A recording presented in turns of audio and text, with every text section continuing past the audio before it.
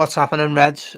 This is LFC Transfer Room. We're waiting for our host with the most, Rigo, but he's running a bit late. So, in the meantime, you'll have to make do with me and Kev. And if you're not a Scouser, then good luck. Have you got subtitles, Jay? Exactly, mate. We'll need one and an interpreter. How are we, mate? All good, mate, yourself? Yeah, not bad, mate, not bad. A bit of a slow one and in the transfers at the minute, like.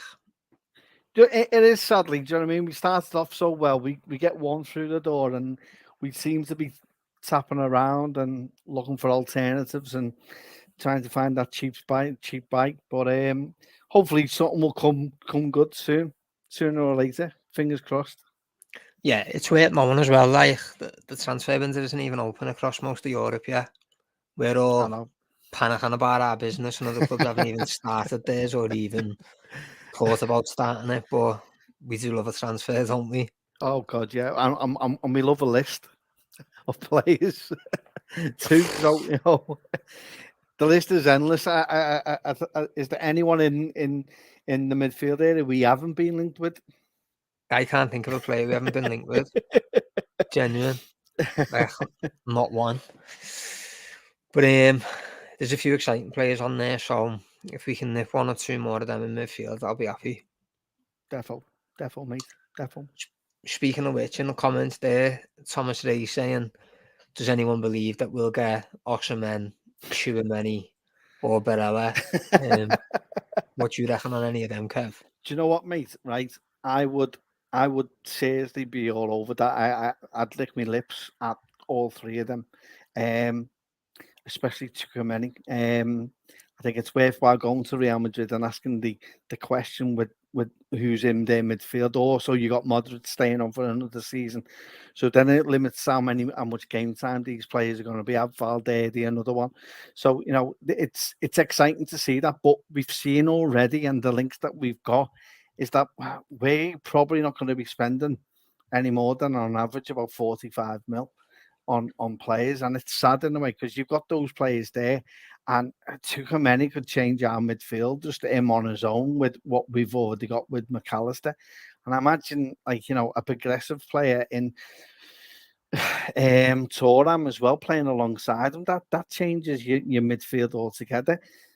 Sadly, the amount of money it would take to get them in, I don't think we've got that to spend at all. We'd have to sell Salah to the Saudis for about 250 mil. And then FSG saying, right, you've got all the money for players, and we do it that way, and we're still leaving ourselves short.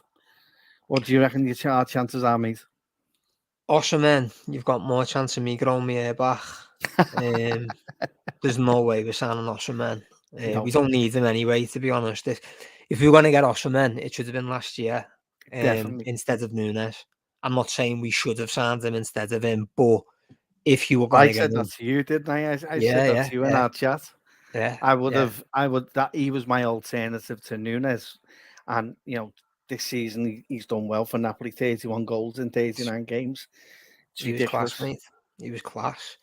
The only one I'd say about Chouameni, and there is still a few out there that reckon we're trying to test the water with Chouameni and Valverde as well, is that if Real Madrid sign Mbappe, I imagine they might need to sell someone because 20 mil eventually for Bellingham, and Mbappe's going to cost 200 mil.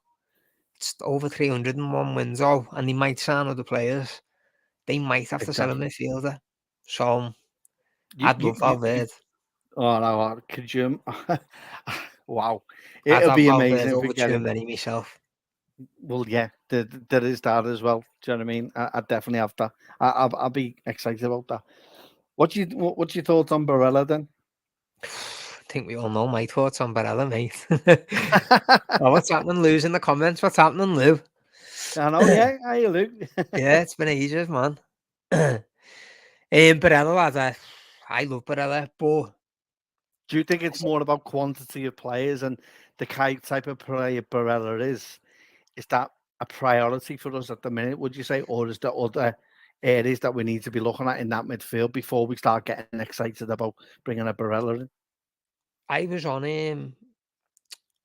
one of the streams last week, and we were talking about Barella, and he was saying, obviously everyone knows how much I love him who's on the channel or has watched the channel, but I said I actually don't think he's the profile we need right now, only because we signed McAllister. So there's similar profile of players, and I think we need to play with proper legs, like proper power. You know, we can Yeah, really run through the midfield, and that's not really Barella. He can get up and down the pitch, but he's not like a big powerhouse like a Thuram or no, even a Kone or someone like that. Do you know what I mean? And I think we definitely need a player like that who's just legs, legs, legs. And Barella probably isn't that. But the only thing about Barella is he can play anywhere in the centre of the pitch. He can play yeah. right side, left side, 6, 8. You could probably play him in a 10, to be honest, but I think you'd lose a bit. He's just a lovely player, lad. I'd love to have him. He is a boss player, but some of the prices I seen today online, 100 million, you can write us off straight away if that's the price. And that seems to be the problem at the minute. All these great players that we would normally be linked with and normally have a chance with, we look as though as soon as it gets above 50 million, our eyes water and we just have to walk away from it. It's a bit sad in a way that the club is at that point where I understand we need quantity of players, but the fact that we can't get a gem in for about 70 or 80 mil because it may decimate what we get elsewhere. Do you agree, or do you? Oh, mate, it proper does my head in, and the reason being, Arsenal haven't been in the Champions League for the best part of a decade. I think it's 8 years they've gone without it, or this would have been the 8th year. So you're talking the best part of a decade, no Champions League footy, an FA Cup.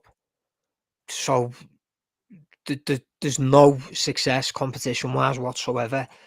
We've been to 3 Champions League finals, won one of them, won the league, finished second twice, which Arsenal have done once, and Arsenal can somehow spend all this money. And I'm not saying I want 300 million spent, but whenever players like Declan Rice and Caicedo, Barella, anyone, we should be in the discussion. If we're interested in that player, we should never be a club that's going, oh, we're priced out of that. Especially when you're looking at the revenue that the clubs made last season. I think we were third, weren't we, in Yeah, world football. But, mate, you can't keep spinning this line about being in our budget. Sometimes you have to spend to reap the rewards of it. You have to take risks. There's yeah. that saying, I can't think of what it is. No, it's completely gone out my head, so forget that. But you have to put in sometimes to see what you get out, mate. And I know it was obviously with the Coutinho money, but you're seeing what bringing Alisson and Van Dijk in done. That made us where It we did. were, and that was through buying top quality players who were ready to come in straight away. You've seen the benefits then. I think you should do it now because it pays for itself in the long run anyway. It does. It does. But the money that was spent was mainly on the back of one person leaving, and it looks as though the FSG model is if you want to spend that kind of money, you have to get rid of one of your golden eggs to pay for it, like we did with Coutinho, and we that then for that game gave us the wallet to do that. It's sad in a way that we may need to do that, and I totally agree with you, mate. It's not about having 300 million every window. It's having the opportunity to spend big if and as and when it's required, and for certain players to come in. And I agree. This should have been an opportunity in us in bringing in the likes of a Bellingham or a Tchouaméni or a Valverde or a Barella, but we haven't. We're now in a position where we've lacked bringing in anyone of any kind of presence in that midfield, and we've gone with a technical ability rather than the legs, and we lost that in the midfield, and we've seen it last season. We've lost the physicality, we've lost the pace of the game, we lost the cover, which is more integral to Trent, which is why we've seen him play now in the number 6. So it's a sad in a way that I think that the only way we're going to spend big is if we sell Salah, and if we sell him for like 200 million. You're right about the midfield, lad, and that's why Trent's been exposed last season because the midfield weren't there to help him the way it had been in the last few seasons. The reason it annoys me, lads, is because when you're on the top, when you're winning the league or you're just off it and you've won the Champions League, you build on it. Like, I grew up, lad, watching United, and I know, obviously, you did yourself. You watch United win the league every single season. They never, ever rested on that team, no, lads. They brought in Van Nistelrooy, they brought in Rooney, Van Persie. They were always bringing in someone to keep that standard up. Ronaldo, Tevez. You can go on and on and on. And yet, they got a few wrong, but they were still winning everything. And the only way you do that's by bringing in world-class players. Chelsea's done it as well. Every time Chelsea were winning the league, you bring in another world-class player, and that's how you stay on top, because you keep everyone hungry. So I think we missed that there when we won the league and won the Champions League, and that's a capitalise on what could have been. Do you know what I mean? Don't get me wrong, we can still be right up there if we get it right this season, but I still feel like that was a bit of a missed opportunity, that. Oh yeah, for real. The time of strength is when you're winning stuff, and that's the time to strengthen your side, and that's the time to set the boundaries down to everyone else and saying, look, we are back and we're doing this. It hasn't gone our way, and they'll probably look. The flip side to that is, well, it's coincidentally happened around the COVID time as well. I think that's a poor excuse. I think the money that the club was bringing in and turning over was sufficient for us to go out and do a fantastic transfer window. I think the problem's been is that we haven't done what we've done in the past, which is gamble on certain players and using the model that we've done, because we probably would have got Casado before Brighton did if we carried down that model. We haven't took those risks, and we've now left ourselves where we're looking for quantity of players rather than quality in certain aspects. And the quality that we're looking for is not. It's mainly potential rather than actually make it. But that's always been the Liverpool way. But it would be nice to get a starlet in there in that middle of that park where you can build around rather than progressively trying to build a team around 4 or 5 of them, which may be hit or miss. And it's a shame because I think this window has to be more on point because of the Bellingham situation, I think, for me. But No, I agree, lads. Shout out to some of the regulars there as well in the chat. I've seen you, yeah. Jen, Halo, Gary. Nice one for visiting again. I don't want to miss out the Scouser either, and Ticho. Good to see you as well, mate.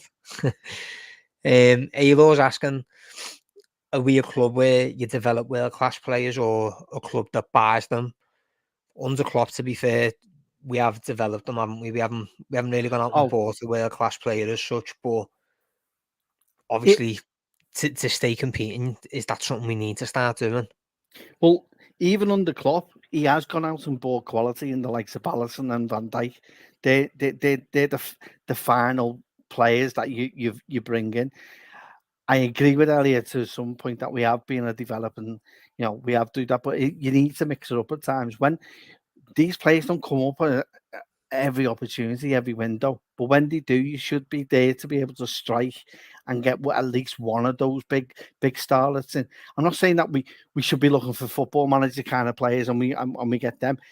It's a mixture. It's a combination of bringing in those star players, but also bringing in the likes of a Lavia or whoever underneath to learn their skills as well. So, but it's a tough one though, and it's always a problem because we're going to be more gambling this window than we ever have done. It needs to be more on point. We need players that can come in and do a job straight away.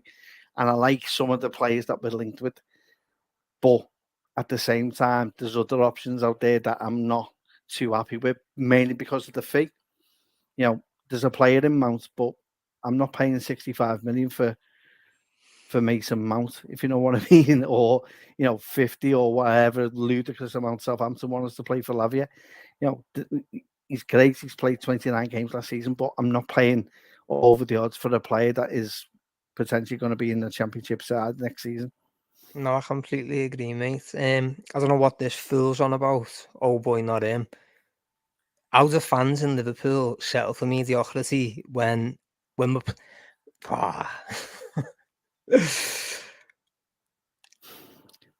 I'll stop. I won't even go there. That's been someone's put that up deliberately to wind me up there. Please No, like mate, and the Liverpool subscribe, fan lads, base as don't well, accept please. mediocrity As at I all. say. That's why they go to the game every week and pay to go all across the country to see them and all across Europe, not just on Twitter or streams watching them online. But the lads here, Kev went to France, Matty went to France, they've been all over Europe watching the Reds, and that's all local lads. So stop talking out your ass, mate. But I'll go on to Luis Diaz getting number 7. Don't know about you, Kev. I'm a bit of a romantic with footy numbers. When William Gallas was number 10 for Arsenal, it made me want to vomit. I'm not an Arsenal fan, but centre half shouldn't be number 10. Oh. Numbers bother you, or what do you reckon on Diaz getting 7? To me, I have an affiliation. If you mention number 7 to me, I'm already thinking of Peter Beardsley. I'm already thinking of Kevin Keegan. You know, there's certain players for certain numbers. 10 for me, John Barnes is is a worldie. Do you know what I mean? So certain numbers do. Number 9's always a Ian Rush or Robbie Fowler. There is an affiliation for me. I don't think there's that much of, and we've it's been in our chat a few weeks or a few months ago where I'm not bothered. I'm not too bothered about the number and all like that. Number 8 at Liverpool is going to be a big one, and whoever gets that next, you're basically putting a marker down for me to say, 1, I'm confident I can take that shirt, and 2, I'm still going to be as good, if not as best as I can. But there'll always be fans like ourselves who will immediately mirror who had that number the best and will be comparing in some way. Well, is that good? I'm quite happy that Luis Diaz has got number 7. It shows that he is established in our team. He's always, when fit, when everyone else is fit, he's in my starting 11. I'd like to see a few more goals and assists from him, though, if I'm being perfectly honest. I may be brutal in that, but our front 3 before Luis Diaz came, we're piling in the goals, and unfortunately, he can score as many goals against Palace. That won't happen every week. He has to find a way, like Mane did, of trying to score goals and assisting as well. There needs to be an end product. It's nice having all these little touches, but there has to be an end product at the end of it for me as well. No, 100%, mate. It's a bit like the lads we're linked with now. That's Jeremy Zohu. It's all good and well being able to do flicks and tricks and stuff like that, but if you've got no end product, there's not, like, you may as well have kept Ryan Kent. Like, he loves a flick and a trick, do you know what I mean? But if you're not getting your numbers, then it doesn't matter. I agree with you though, lad, to be honest. I thought beginning of the season, Diaz would be our player of the season, but obviously that injury ripped him off, didn't it? And then I think coming back, he was just trying to get used to being on the pitch again. So I'd judge him more this season. Defo, but you saw glimpses in the small time that he did play last season. The Palace game where we were down to 10 men, bear in mind. Yeah. And he takes about 4 or 5 of them on and puts in the corner. And it was great. And we needed that. We needed someone to do something different. And he provides that. I'd like to see that a little bit more. I need that to be a bit more consistent. Not 1 or 4 games down the road. That has to be more consistent for me. The front 3, we know that we're going to get at least 30 off Salah for next season. It's guaranteed. You might as well guarantee that. It's where the other goals are coming from. We lost Mane's goals. We haven't really, if we're perfectly honest and brutal, we haven't really replaced them. Jota hasn't been up to, he's had his injuries as well. So there's been a few issues. We've got a new player in Núñez. He scored 15 last season, which I thought was a benchmark. Do you know what I mean? I was expecting that. I wasn't expecting any more from him, but, they need to start stepping up for me and scoring goals. No, I agree, mate. I reckon, I think Gakpo's going to have a really big season this season. First few games, he was obviously just trying to get used to the team and that, but come the end, mate, he was arguably our best player. The last good run of the season, I thought he was brilliant, mate. And I never thought we'd get anything close to Firmino, but he's probably as close as you can get in some ways, isn't he? It's technical ability. I'll be honest, his first couple of games, he did look tentative, and he looked as though he was a little bit slightly lost and a little bit out of. When it came to the United game, and being there and seeing them playing that 7-0, his touch for the first goal was unbelievable, to get it out of his feet and put it in the corner. his second goal proved how good of a striker he is. One, I didn't expect that pace, and two, the deft touch for the finish to flick it over the unbelievable. And he grew then, and you see him coming. The one thing I like about him is he could actually fall a little bit deeper into midfield, and I think he at times you lost it though, because the way our midfield was last season, he was dropping a bit too deep to bring the ball, but he's beautiful. He's got that. He's got the Dutch technical ability that you just ooze and love, and not use. The only time I've seen that is Dennis Bergkamp, and unbelievable. I'm not comparing him to him already, but honestly, to have that kind of depth of touch is just amazing. Like, for me, You think as well, he's got all different kinds of goals in him, hasn't he? Like you've just said yeah, there, that chip to air, and then he scores that long range against West Ham. He's got all I know. different goals in his closet. I fancy him to bang, like, I reckon he'll get 30 goal and assist contributions, combined. I don't mean 30 each. He's not Yeah, fucking yeah. Messi, but I reckon he'll get 30 between goals and assists next season. I agree with you, and I'll be honest. I would probably go a little bit higher than that, only because the way we're going to be set up, and if we get the players in that I'd like us to see, and that would be like a Thuram in there, and maybe a Kone. Oh my God, our front five are already good already, but to have the legs in that midfield and to provide the kind of support that's required for us to help our defense out, which has been a weakness for last season, it allows us to then honestly, I think he could be on for more, and I would say he's also possibly could remove Nunes as the number 9 up front, because he's that good. He can play anyway. Do you know what I mean? So, there's pressure on everyone in that front three. Luis Diaz with Jota. You've got Nunes possibly with Gakpo, and you've got the only one that hasn't really got any kind of that kind of competition is probably Salah on the right. Yeah, it is. It is Salah on the right, to be fair. And to be honest, mate, Gakpo is over Nunes for me every day of the week. I don't see how Nunes gets in that front three over Gakpo. I just don't know how you justify it in any way. I think that's I know where you're coming from with it, and I'm not going to rule Nunes out. I think his head needs. I think his football brain and his legs need to calm themselves down and get in tangent with each other, because at the minute one looks a bit further ahead than the other, and he's all over the place at certain times. But there is glimpses of a quality player in him. My problem with Nunes is that he's not going to be a number 9. He always goes and tracks to the left-hand side of the pitch, and he loves being on that left-hand side. And at times last season, we're having 2 players on that side, and there's no one in the middle of the park in between the 2 centre-halves. So even if a cross comes in, there's no one there to be winning it.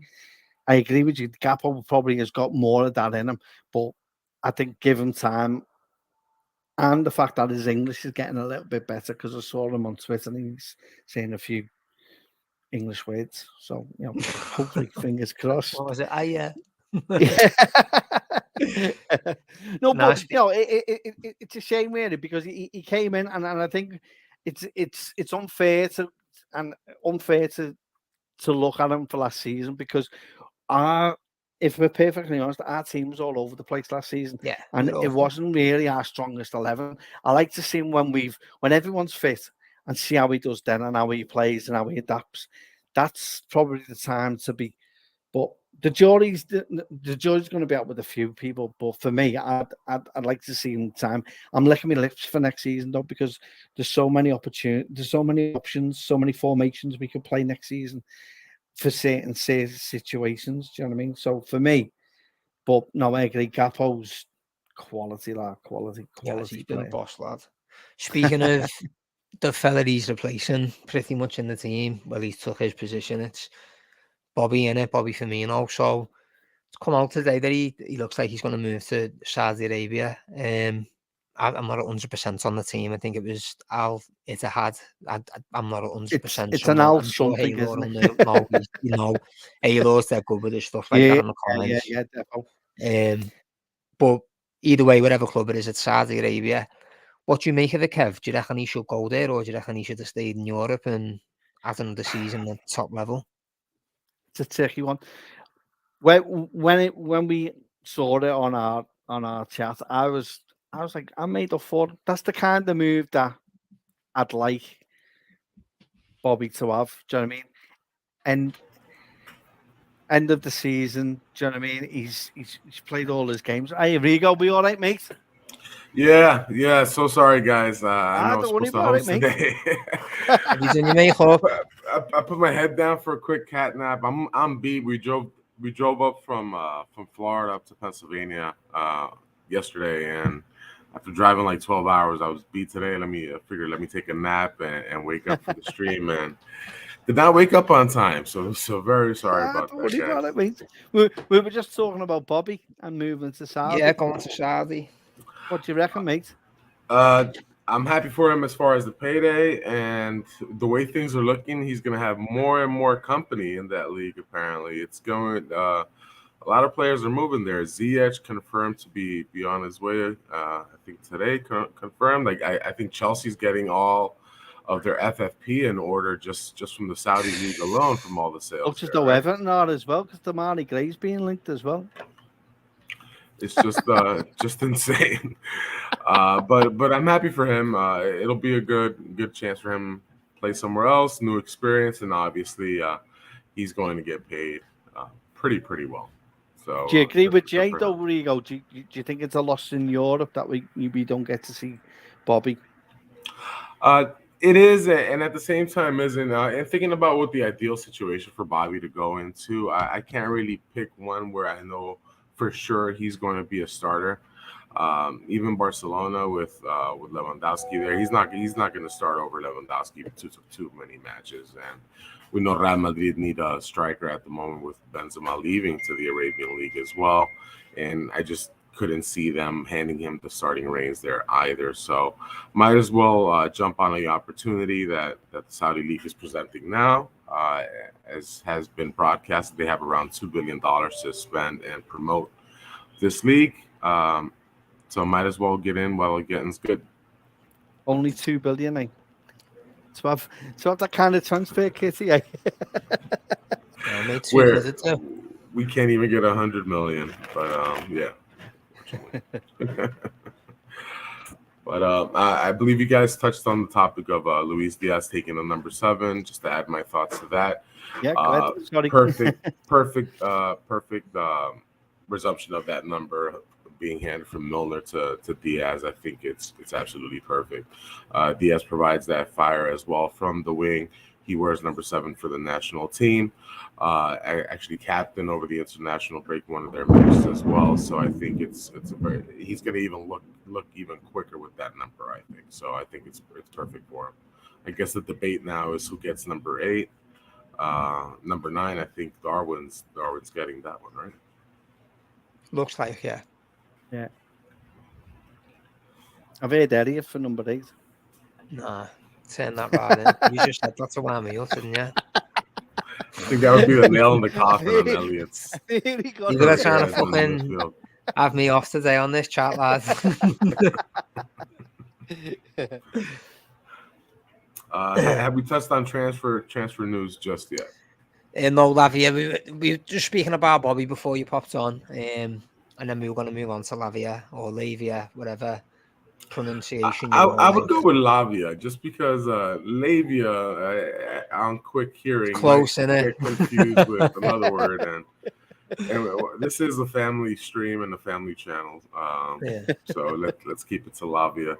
But yes, Romeo, where art thou? Being pursued by Arsenal among other clubs. We've purportedly thrown our hat into the ring, according to Fabrizio Romano, that we're talking with Southampton on the possible acquisition of Romeo Lavia. My initial thoughts on him would be great signing, depending on price. He's still a 19-year-old kid, just one real big year of Premier League experience under his belt, pretty much carrying James Ward-Prowse in that midfield, that relegated midfield for Southampton. Definite heat map pops out to you. Really good at acquiring the ball and keeping hold of the ball. And we'll probably slide in more naturally to that DM position than Manu Kone would as far as purported targets. Your thoughts, Kev, on possibly acquiring Romeo? Are you all for bringing him in, or are there other targets that suit your fancy better than Romeo? I'll be honest, Rigo. For me, I understand why we're linked with them, and I know it's not the first time we've looked at relegation players. You know, we look at Robertson, we've looked at Wijnaldum, and they brought in, and they didn't really set us alike. But the prices that we brought them in for were kind of like realistic to what the player was. You know, Wijnaldum was 25 million, Robertson was 8, but then if you had Kevin Stewart, it was -2 because we paid 10 million. They paid 10 million for him. He's the only one that we've been linked with who has predominantly played defensive mid all last season. And out of the players that we've been linked with, just being that kind of versatility, you know, there's a number of options to play. Lavia is probably the first one that is predominantly a DM, you know what I mean? Just an outright number 6. I'd like him, but it's the price that's going to put me off. And how far down our priority list are we looking to bring him in? And does that affect anyone else that I'd like, which would be a Thuram and a Kone to come in? Do you know what I mean? Just to, you know, even Gravenberch, do you know what I mean? As well as another one. How far down the list is Lavia, and how is it realistic that the price that Southampton set is a realistic price for them? It's buying on potential, but at the very most, I'll be looking at 25 mil, 30 mil tops. And if it's not, then I'll be moving on for me. What about you, Jay? Thoughts? And I'd agree as well. Anything above 50, I think, is a non-starter, especially for his experience. But what about you, Jay? I'm with Kev, mate. Top prospect, then there is a chance he could go to the very top. Like, he was at a really poor side last season, so sometimes it's hard to judge a player when you're in such a poor side, but he is young. The thing for me is, mate, 50 million for a kid who's played 1 year in the Prem. The other thing for me, Rigo, is we've got Bajesic there. Lavia coming in, doesn't that hinder his development? Because who's starting that game if Fabinho's not? If Fabinho can hit his normal form, which toward the back end of the season, last 10 games, I'd argue he was thereabouts, into getting form back, which then, if Fabinho's not playing, I want Bajesic too, which means if you're paying 50 million for Lavia, where's Bajesic going to play? And is Lavia going to be a first team player for 50 million? I don't think we're in a place to be buying squad players for 50 million. So, no, if we could get him for 25, 30, to be honest, mate, even then, I don't see the point. We've got Bajesic there. So, no, I wouldn't, mate. He's not high enough on my list. I guess the argument would be that Bajesic is more of a combo as far as drifting in between the 6 and the 8. We saw him play a couple of matches as the 8 as well. I think he can play a little bit more advanced. But with bringing in Lavia, he's definitely, I believe, more nailed down 6 and heir to the throne for Fabinho. Yeah, I was going to say, to be fair, yeah, long-term replacement for Fabinho. If you could get 25, 30, it'd make a lot of sense, actually. I think what's going to kind of hinder our opinions on some of these moves is we only paid 35 million pounds for McAllister. So now I think we're kind of judging every single purported deal off of that. So if we're paying north of that, it's like, holy cow, you better be a starter. But for some of these players, they might not be nailed on starters from the get-go. I think, at least in my opinion, a Thuram or a Lavia likely would be better in more than likely starting right out the gate. But Lavia does have plenty of positive as well. So he wouldn't count against our non-homegrown quota since he's still only 19 years old. And once he does turn the age of 21, he will count as a homegrown player. So those are two things that obviously make signing him more attractive. But I think I'm in agreement with the two of you. Anything north of what we paid for McAllister, I think, might be a little bit too much, especially considering how bereft our pockets are at the moment for transfer funds. Moving on to the next rumor making the waves, and I think absolutely insane one. and that would be of Liverpool's interest in Victor Osimhen, who Napoli are looking to cash in up to 200 million euros. So I have no idea how we're even being brought into the discussion unless we can sign a 20-year contract, and even then I don't think we can afford it. But thoughts? I'll go to Jay, to you first. Thoughts on Osimhen as a player, and do you think there's any smoke to this rumor? Mate, whoever writ this, if he gets paid, he needs sacking immediately. As if Liverpool are going to pay 200 million for Osimhen, when arguably our front line is the strongest part of our team. We're absolutely crying for midfielders. Won't pay for Bellingham, won't pay for Barella, won't pay for Tchouaméni, but we'll go and spend 200 million on Osimhen. Do you know what? If we bought Osimhen, I'd be pissed off. I'd be annoyed. I'd genuinely be annoyed. If we signed Osimhen tomorrow, he's a world-class striker, boss, great goals, I'd be pissed off because I'd be like, well, where's my midfielder? I don't need a striker. It's like signing Onana from Inter Milan. Why? What for? You've got Alisson. Same thing. No. Yeah, I think we would collectively lose our SHIT if we actually pulled off that signing and brought him in, especially at that price. It's like how many superstar midfielders that we passed on instead of bringing them in for Osimhen, who again I don't think is at the same world class level that an Mbappe would be if Mbappe were to hit the transfer streets. Kev, your thoughts on Osimhen? It does sound like a Liverpool way of doing things because we've neglected the midfield for so long, and we keep buying everywhere else.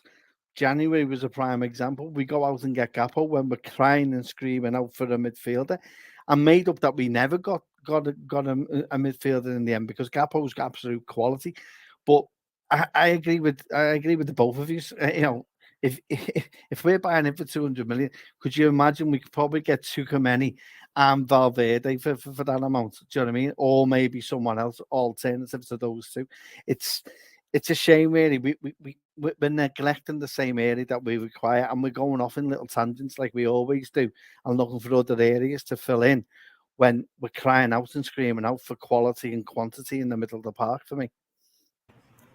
Yeah, I think it's just completely baffling that we're even included in that conversation or those rumors. Definitely don't think there's any weight to them, especially considering just last year we bought Darwin for a good amount of money from Benfica, and we're obviously still waiting for him to get comfortable and assume that starting position as our lead striker. So to bring in Osimhen, yeah, I don't think it would ever happen. Not with our ownership, anyways. Perhaps a new racing car we might be able to bring in, but not a midfielder or a striker of that caliber there. Got a golf team now, haven't we? Tiger Woods, McIlroy, and we've got Taylor Swift. So it's great. Might get Elton John next. I heard an outstanding performance yesterday for Sir Elton John. So I'd always be a fan of bringing him over to Anfield, but he's definitely not going to help us in the midfield. And he was a bit of a rocket man, though, isn't he? Sorry, I got me going. Lads. You're better than that. Oh man, I think we'd be crying crocodile tears instead of crocodile rock if Elton John came on board. But I believe he was rooting on Man City prior to their Champions League final, was he not? So I'm not sure how welcome he'd be at Anfield. Definitely. So those are our big rumors for today as far as Lavia and Liverpool's reported interest in Osimhen. I'll bring up something from the chat here as well. Jen, thank you, Jen, as always, for your support. But I'll bring up your comment here. We need more signings and less wasting time. I kind of want to get your gauge on this, guys. The transfer window hasn't been open that long. And honestly, besides the Saudi League, not too many teams are making a number of signings besides Chelsea offloading and the Saudi League just gobbling up talent left and right. I'll go over to you, Kev, first. Do you think we're wasting time? We should already have more of these players signed, sealed, and delivered to be ready for I'm yours. preseason? Or Stevie Wonder? Hey, could battle Elton John song for sure. I'll probably lean Stevie on that. But do you think we're behind the eight ball here, or are things moving according to plan? Also considering that the under-21 World Cup is occurring at the moment. Well, I quite like it when it's quiet. It kind of makes me think that there's something going on. Although I'm starting to get a little bit paranoid now. I think what doesn't help is that for the past 2 months we've been linked with virtually every midfielder in the world and every other player in other places that we're looking at. So it's kind of it's a bit mixed for me. I'd like us. I would say that we have got players lined up. I think the fact that Nice aren't playing nice with us and they're waiting for us to wait until the under-21s tournament is finished, hoping that there'll be a bit of a an auction for Thuram, and then we will walk away from it. And then I think that'll agitate a lot of our fan base if that actually happens. Especially when you're seeing Danilo going to Newcastle, who is at the under-21s, you know what I mean? So is that down to Nice, or is that down to the player's family or his agent to say, look, we're going to wait until after the tournament and we'll sort something out? I think we're trying to get players in, but I think we're also putting a plan B and a plan C in effect and gauging, right, okay, so if Thuram doesn't come, how much is Southampton looking for? So I think that's why we're seeing a lot of links to Lavia recently. I think there's work going underway. Again, I think the list that we've got, I think we're going to go through that list about 2 or 3 times, maybe 4, during the course of this window, before we start getting these in. I think a lot of teams are being a bit sensitive because I think there'll be a snowball effect if Mbappe leaves. If he goes to Real Madrid, then you're going to see a lot of money in the transfer window being spent straight away and snowballing, and people will be going in, and that's when it'll start going off. As Jay quite rightly said before, majority of the window isn't open in Europe as of yet either. So, there's still time. It's, we still got till the end of this month and a bit of the next, we'd like everyone to be in, but I think it's going to take a little bit longer, especially for the players that we want. Well, what about you, Jay? Cause for panic, or we should patiently wait for these signings to come in? I'm in 2 minds, mate.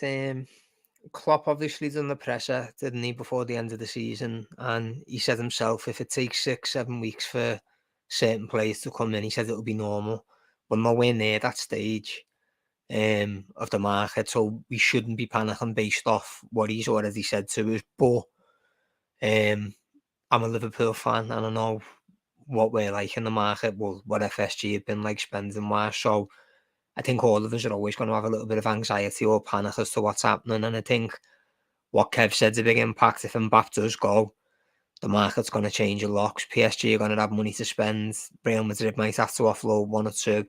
And then the Saudi money isn't helping stuff either, because, if they're going to spend silly money on players, that can be the go-to for clubs selling. If they see a player not worth 50 million going for 50 million, they can look at it and go, well, look, XYZ's just been sold for 50.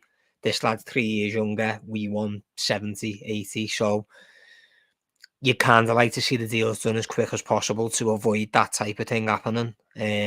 Because it is a big possibility. If Saudi Arabia are willing to pay over the odds for players, that inevitably affects the market, because then that's the starting point for selling clubs. Yeah, I think what kind of rattled the cages a little bit was the Ruben Neves signing. A guy right in the prime of his career, 26 years old. Someone you think would be destined to join one of Europe's top teams from Wolverhampton. And he went and took the bag over there in the Saudi league. So, and I think we're going to see more and more players heading there, especially those mid-range players who were definitely deep in other squads, or perhaps start for some of these top European teams, but choosing the money and the idea of building up that league over pursuing European contention.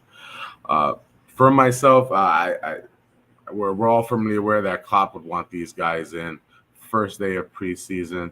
There's still good chance of bringing in our whatever signings that we're planning to make prior to that, but definitely having the Saudi League muck it up with what they're offering players as well as teams for transfers, and also the dominoes that we're kind of waiting for them to fall. That perfect one for Mbappe there. If he's not going to sign an extension, PSG has made it known that they will not let him go for free. And as we all know, Real Madrid definitely need a striker, and that would be their actual plan just a year late for coming to fruition. If we were having our pick of the litter from Real Madrid's talented midfield there, I'll go to you, Kev, first. Which of those midfielders would you want above all, Tchouaméni or Fede Valverde? Both. We were saying this before. I want the physicality of Tchouaméni in there. For me personally, I think we missed that physicality in the middle of our park, and it was highly evident last season how much we've missed that. I would, but don't get me wrong, I'm not dissing what Valverde is.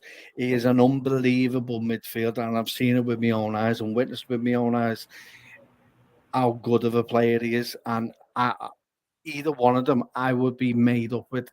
But if for me, I want physicality. I want a presence in the middle of that park. I want a beast in there. I want someone who's as built as big as Virgil in a way, but in the centre mid kind of place. I want that physicality. So for me, Tchouaméni for me.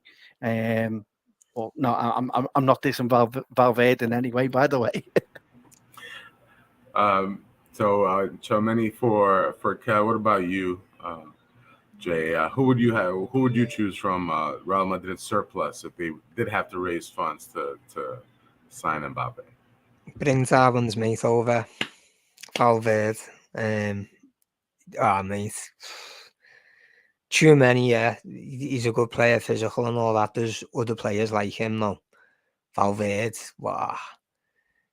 He's a bit of everything, mate. He's got the Declan Rice engine. He's got the shooting of, I'm not going to say Gerrard because Gerrard's Gerrard, but he can't half hit a ball. He can score goals. He can run. He's got everything, Valverde. And it's a little mate for Nunes. It might help him settle a bit better. So Valverde for me. Well, last summer I was singing Tchouaméni's praises. I was calling him the Kaiju Kante, just because he's much bigger than his countryman N'Golo Kante. But I thought he'd be able to fill that role superbly. If we had a choice at this moment, I think I'd probably lean Fede Valverde as well, just because of his positional versatility. He's a bit more mature player already, has CL winning experience already.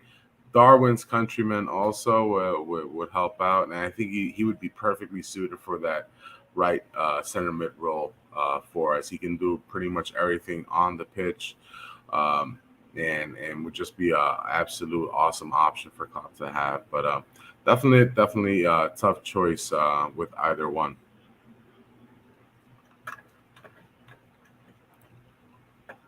All right. Any other talking points that the chat would like us to get into in the comments, or you, Jay or Kev, any talking points we want to jump into prior to closing the chapter on this stream?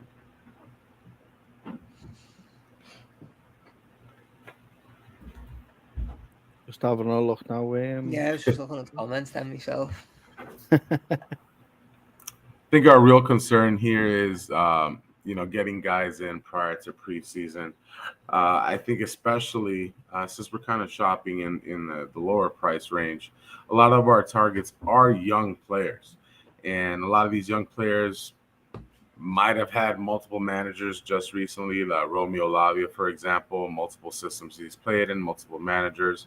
Mickey Van de Ven, if we're looking at him as an LCB target, also young. Thuram, super young, fluid situation over in Nice, playing 1 year or half a year under his current coach, which kind of got him into a more advanced position than what he was playing in last season.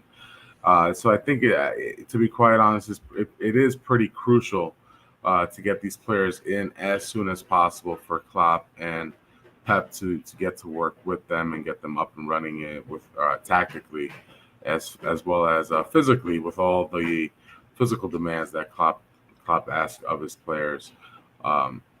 So definitely I can see the apprehension there in the chat as far as wanting to get these signings in. I think Hellier makes a point before. I also want to raise the question about what players our biggest rivals are signing or heavily linked with. LFC barely get 5th place this season. That's the one. And with players leaving on a free, it's a huge gap. You know, and the question for me is: have Newcastle done enough to play Champions League football next season and continue playing in the Premier League to the level that they got to last season? Especially now when you've got the likes of Chelsea who are meant to come back into the fore, Liverpool as well. Arsenal are going to be there or thereabouts, so there's more contention up in that top 5 or top 6. I think Eddie Howe will be gone by December personally, and that's just due to the physicality of playing twice a week and the fact that instead of the 70 million or how much they pay for Tonali, I'd be expecting a little bit better and someone more Champions League experience. I'm looking at those kind of players to bring in for me personally. I can see them probably falling away. Arsenal's a strange one. They've noticed that Man City are still the big boys, with the Declan Rice probably coming in and taking it from their underneath the feet. Being linked with Havertz. Has Havertz gone to Arsenal yet, or is he? I think that one's Not pretty like much official. close to finalizing. That one's a little baffling for me. Well, 65 million for a player who you don't know where his good position is. Do you know what I mean? He's not a striker. Is he a midfielder? Where would you play him? Is he going to play in the Xhaka role? Is he good enough to play in that? Has he got the physicality to play in that? There's question marks with everyone else, and the thing about it is, if we get this to point, and it's the frustration with me is that if we get this to point with our signings, we could literally just walk back in and breeze into second place next season without a question said, because there's still question marks on certain areas of other teams. Arsenal, I don't feel have got a good goalkeeper. I think he's a good shot stopper, but he's not Alisson for me. And there's a mistake in him. Man United are looking at Pickford, so that says it all. Do you know what I mean? He's got no arms. Do you know what I mean? So there's question marks about everyone else for me.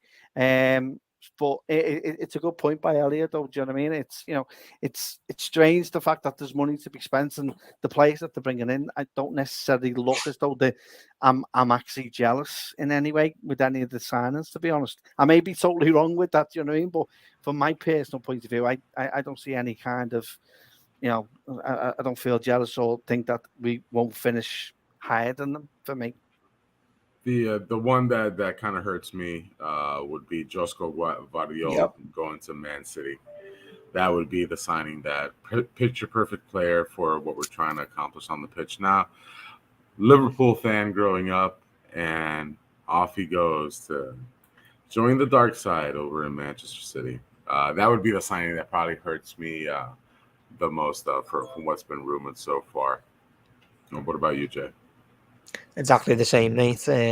It's happened with City for years, hasn't it? De Bruyne was a red, Aguero was a red, and now Vardiol as well. All world-class players as well. So it's a kick in the teeth, but I suppose we know how Everton fans feel when we got McManaman and Fowler Owen. So I guess it's karma. Can't get them all, and I guess it's more of a credit to what Liverpool is as far as the club and the history that comes with it. That we have all these named world-class players, even though they've played in so many varying spots in the world. At the end of the day, they grew up Liverpool fans and Liverpool supporters. That says something about the club. I don't think you'll have too many kids growing up to be a Man City fan or etc. But that Pickford to Man United, wouldn't that be like the perfect combination of absolute garbage coming together? I think that would be absolutely awesome if we were to make that jump. It's a strange one for me because I still think there's a decent goalkeeper in the guy. If it wasn't for the guy over the last couple of seasons, I think he would have been near the relegation zone for me. He's kept them in at certain times. I know he's had a lot of clumsiness in him, and he's had a bit of a carriers going on in the last couple of seasons. But there's less of me thinking about that if I was a United fan than if Pickford's in my net. He does well for England, but I don't see what he offers to United that makes them think that he's any better than De Gea, because there'll be many of their fan base that won't be happy with that, and especially for the price of allegedly 45 mil. That's just insane for someone who can't catch a ball and it's the crossbar. Before I asked Jay about him, would you be okay with Kelleher going to Man United? Either one of you. Right now, I wouldn't be asked really, but then in 2-3 years, if he ends up a world class keeper, you're going to be gutted, aren't you? I don't know, mate. I wouldn't sell anyone to United, to be honest. I hate them, so no. And he's Irish, so no, it'd be a sin, to be honest. Up the Irish Reds, no, I wouldn't sell him. Not to United. All right. Man, what do you think as far as Pickford joining them? Any cause or for concern? Pickford going United? Yeah. No, it's just swapping crap for crap, innit?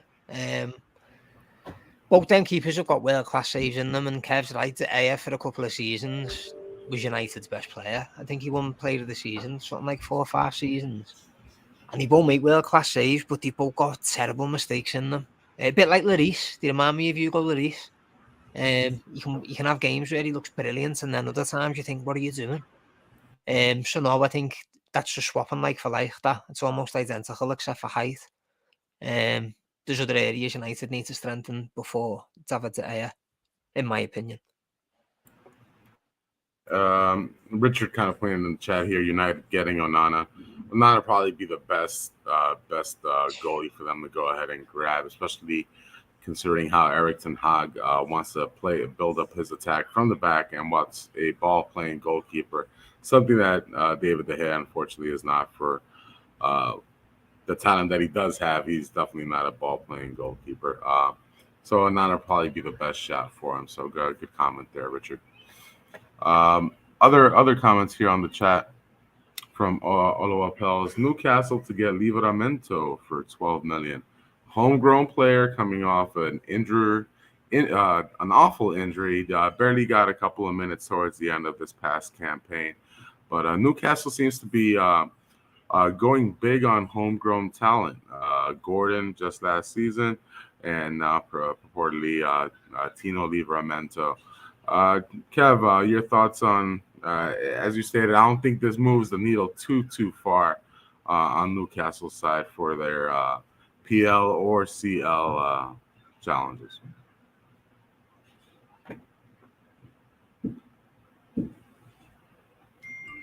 I think you're on mute. Oh, sorry, mate. Sorry. This is the problem with Newcastle for me. It's I'm expecting more exciting players to become a Champions League experience. It's great to have these homegrown players, but I'd be expecting them to, if you want to get consistent, then you need to bring the quality in. And unfortunately, I'm not seeing that in some of the signings. Tonali is a great prospect, but again, we're talking about prospect. And we're talking about an Italian who's coming over to an English Premier League, and there's not many of them that you can turn around and say have actually set the world alight when they have actually come over. Do you know what I mean? So it's for me, and this is where it's going to fall down big time for Newcastle for me, because I can't see them coping with just top 4 and with Champions League. And as well as that, they're in the 4th pot, so they've got the lowest coefficient. So realistically, they're going to have the hardest, possibly the hardest group to come out of. As well as that, you're playing twice a week from September till December. By that time, and the games that they play in the league and the EFL as well, they could be further down the league and 12th and 14th, and then pressure comes on Eddie Howe. Do they get rid of him and bring a Champions League manager in? And they've already squandered all the money in summer. So then it'll come to the January window, and then that's where you'll start seeing a few quality players coming in. But again, it's great getting these homegrown players. It's fantastic. But if I was a Newcastle fan, I'd be expecting more. I don't know if you agree with that, Rigo, but it doesn't really set the gauge, like, does it? Do you know what I mean? Tonali definitely moves the needle a little bit there, but even his signing at 70 million euro, I think is a little bit high price, especially what he's shown since his move to AC Milan from Brescia. I don't think he's a world beater by any definition of that word.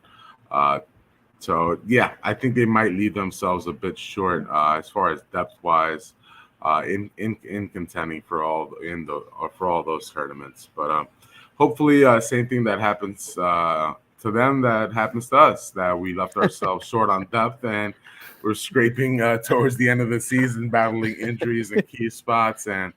But the fortunate thing for them is that at the end of the day, they do have deep-pocketed owners. So if they need to make a signing, I don't think they'll bat an eye towards it. I think what's kind of keeping them in check is they're attempting to make sure that they're not overstepping as far as FFP. I think they've been pretty judicious with their signings, and as far as their spending up to this point, they've made pretty good, smart signings. Alexander Isak wasn't high priced, and he has bags of potential.